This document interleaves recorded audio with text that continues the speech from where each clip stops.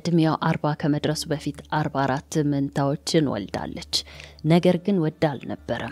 ለመሆኑ 44 እንድትወልድ ያደረጋትና ከብዙ ሺህ ሴቶች መካከል በአንዳንዶች ላይ ብቻ የሚከሰተው ህመም ወይም ደግሞ ተፈጥሮ ምን አይነት ነው? እስከመጨረሻው አብራችሁን ከቆያችሁ ይህንን አስገራሚ እውነተኛ ታሪክ የምትሰሙት ይሆናል። ለቻናላችን አዲስ የሆናችሁ ሰብስክራይብ ማድረግ እንዲሁም ቪዲዮውን ላይክ አድርጉ ያልኩኝ አሁን ወደ ታሪክ ያለፍኩኝ።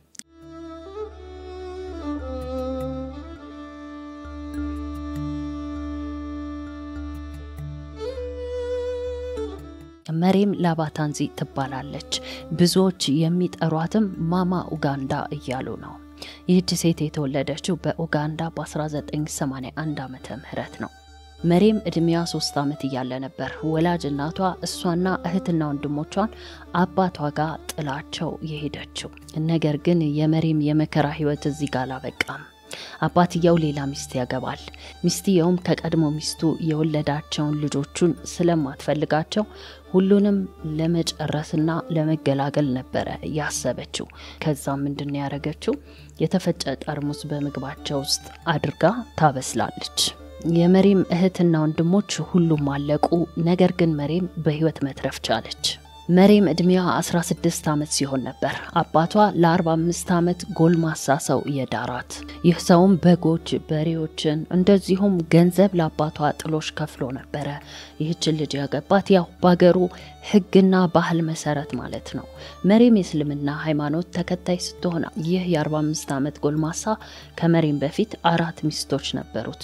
መሪምም ከዚህ ሰው ጋር ከተጋባች በኋላ ብዙም አልቆየችም ወዲያውኑ ነበር ያረገዘችው።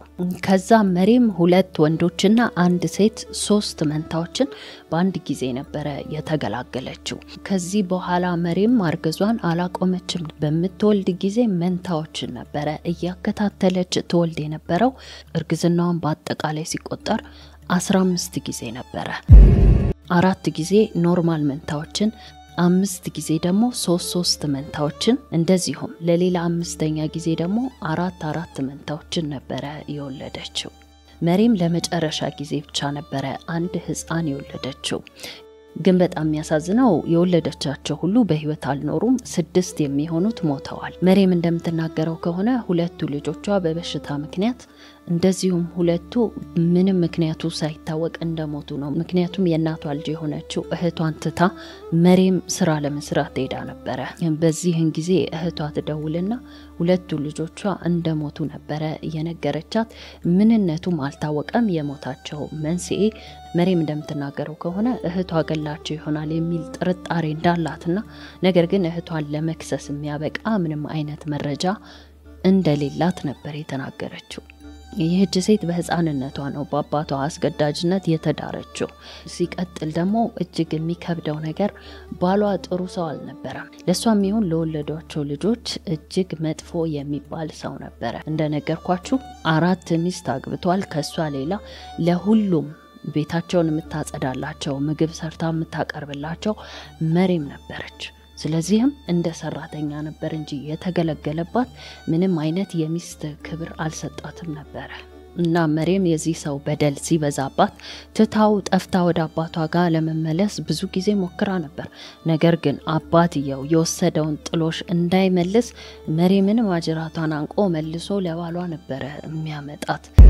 ከዛም ሲቀጥል ደግሞ ክፉ እንጀራ እናቷ ከባልየው ጋር ግንኙነት ነበራት። በዚህ ሁሉ በደል ውስጥ ያለችው መሪም ግን ከመኖር ውጪ ምንም አማራጭ አልነበራትም።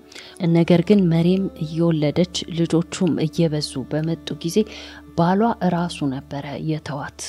የሚገርመው ነገር ግን የተለያዩት በስርዓቱ አልነበረ። ቤቱን ሽጦ ብሩን ይዞ ልጆቿንና እሷን መንገድ ላይ በትኗቸው ነበር የጠፋው። እዚህ ጋር ለማሰብ የሚከብዳል። አሁን ይህች ሴት እነዚህን ሁሉ ልጆች ምን ልታረጋቸው ነው? ከዚህም በኋላ ይህች ሴት ምን ልታሳልፍ እንደምትችል መገመት ቀላል ነው። ይህች ሴት ታዲያ ደጋግማ ታለቅስ የነበረው ልጆቿን መመገብ ስለሚያቅታት ነው። በቅጽል ስሟ ማማ ኡጋንዳ ወይም መሪም ልጆቿን ከነፍሷ አስበልጣ ነበር የምትወዳቸው።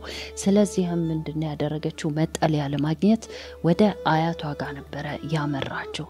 እጅግ በሚገርም ጥንካሬ ይህች ሴት የተለያዩ ስራዎችን እየሰራች ልጆቿን ታበላለች ታጠጣለች እንደዚሁም የትምህርት ቤት ትከፍልላቸዋለች ቢያማቸው ታሳክማቸዋለች መድኃኒትም ትገዛላቸዋለች አስባችሁታል 44 ልጅ ነው ያላት የሚኖሩትም ባንዲት ቁራጭ መሬት ላይ ነው እንደሚገመተው ዘና አድርጎ የሚያኖር ቤት ባይሆንም ነገር ግን ሁሉም ይተኛሉ ይበላሉ ይጠጣሉ ባላቸው መሬት ላይም ይጫወታሉ አኗኗራቸው በአንድ መኝታ ቤት 9 ልጆች ይተኛሉ በሌላው ክፍል ደግሞ 12 ይተኛሉ የሚገርመው ነገር በዛው መሬት ላይ ፍለፊቱን ደግሞ ሌሎች ክፍሎች ሰርተው ትልልቆቹ ያገቡት ልጆቿ ከሚስቶቻቸው ጋር ደግሞ እዛ ይኖራሉ መሪም 10 የልጅ ልጆችንም ለማየት በቅታለች የመጀመሪያዎቹ ልጆቿ 29 ዓመት ሆኗቸዋል መጨረሻ ላይ ሲንግል ሆኖ የተወለደው ልጇ ደግሞ እድሜው 7 ዓመት ነው ስለዚህም የልጅ ልጆቿንም በማሳደጉ ረገድ ልጆቿን ታግዛቸዋለች በጣም የሚያስገርማችሁ ነገር ይህች ሴት ለብቻዋ ነበር ለልጆቿ ምሳ ቁርስ ራት የምታበስልላቸው እጅግ ይገርማል እነዚህ እህትና ወንድማማቾች እንግዲህ ቁጥራቸው በጣም ብዙ ነው እንደማንኛውም እህትና ወንድም ይጣላሉ ይታረቃሉ በዛ ላይ በጣም ደስ የሚለው እርስ በርሳቸው ይረዳዳሉ መቼም ቢሆን ተደብረው ያቁም ምክንያቱም ማንኛውንም ጨዋታ ልጫወት ቢሉ ይችላሉ እሺ አሁን ማማ ኡጋንዳ ወይም መሪም ምን እየሰራች ነው እነዚህን ሁሉ ልጆች የምታስተዳድረው ማለታቸው አይቀርም አነስ ባለ ምግብ ቤት የባህል ምግቦችን ታበስላለች ከእንደገና ደግሞ የባህል ቅመሞችን ወይም መድኃኒቶችን ትሸጣለች ሲቀጥል ልብስ ስፌትም እንደዚሁም የፀጉር ስራም ትሰራለች ይህች ጠንካራ እናት በዚህ ምድር ላይ የቀራት ስራ ወይም ያልሰራችው ስራ የለም ነገር ግን እንደዛም ሆኖ ለልጆቿ የሚያስፈልጋቸው ነገር ሁሉ ለማድረግ ችላለች እንደምትናገረውም ከሆነ ልጆቿ ትምርታቸው ላይ ብቻ ትኩረት እንዲያረጉ እንደምትፈልግና ተምረው ተመርቀው የተሻለ ህይወት እንደሚኖሩም እንደምትጥር ነው ይህ ምንም የሚያጠያይቅ አይደለም በተለይም ደግሞ ለ44 ልጅ የትምህርት ቤት ወጪ መሸፈን እጅግ በጣም ይከብዳል ከልጆቿ አንዱ ማለትም ተለቅ ያለው ልጇ ፕሌይስቴሽን ገዝቶ የሰፈሩን ልጆች ሰብስቦ በብር ያጫውታቸዋል በጣም ደስ የሚል ሐሳብ ነው እናም እንደምታውቁት ኡጋንዳ ትንሽ ሀገር ናት በዛ ላይ ደግሞ ከ18 ዓመት በታች የሆኑ ህፃናቶች ብዙ ናቸው ስለዚህም ይህ ልጅ የመንደሩን ልጆች ሰብስቦ ፕሌይስቴሽን ያጫወተ በሚያገኘው ገንዘብ እናቱን ይረዳታል አሁን መሪም እድሜዋ 18 ዓመት ሲሆን 18 ልጆችን ነበር የወለደችው ስለዚህም እርግጠኛ ወደ ሐኪም ዘንድ መቅረቡ አይቀርም ሐኪም ጋር በቀረበች ጊዜ ምንድነው የሰጧት ምላሽ ሃይፕሮ ኦቪሌሽን የተባለና ከብዙ ሴቶች መካከል በአንድ ሴት ላይ ብቻ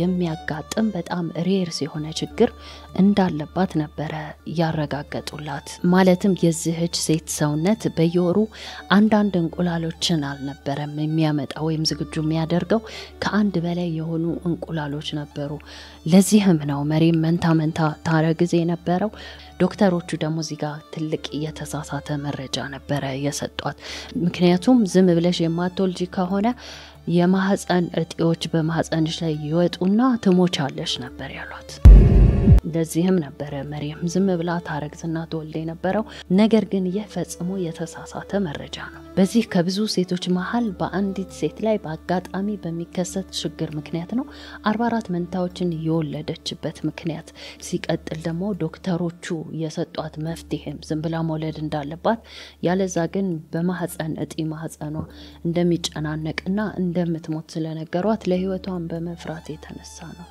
መሪም እንደምትናገረው ከሆነ ያለፈው ጊዜ ተመልሶ አይመጣም ስለዚህም ልጆቿ የፈጣሪ ስጦታዎች ናቸው በመውለዷም በጣም ደስ እንደሚላትና በህይወቷ ደስተኛ ከሚያደርጓትና የደስታዋ ምንጭ ከሆኑት ነገሮች መካከል ልጆቿን ስታይ ከልጆቿ ጋር ስትጫወት ውጪ ስራ ውላ መታ ደክሟት ልጆቿን ስታይ ልዩ የደስታ ስሜት እንደሚሰማት እንደዚህም አብራቸው እንደምትጫወት እንደምትጨፍር ነው እየተናገረች ያለችው ቀጥላም በጣም ተቸግራ የነበረችበት ምክንያት ለልጆቿ ስም አወጣጥ ላይ እንደሆነ ከቴሌቪዥንና ከአንዳንድ መሰል ሚዲያዎች ላይ የሰማችውን ስም እንደሰየመቻቸውና አንዳንዶቹ እንደውም አንድ አይነት ስም እንዳወጣችላቸው ነው የተናገረችው ይህን ይመስላል ውድ ቤተሰቦች እንደዚህ አይነት ሁኔታዎችም ያጋጥማሉ እናንተስ በሰማችሁ ታሪክ ላይ ምን ሐሳብ አስተያየት አላችሁ ሐሳብ አስተያየታችሁ እንደተለመደው በኮሜንት መስጫ ሳጥኑ ላይ እንድታሰፍሩልኝ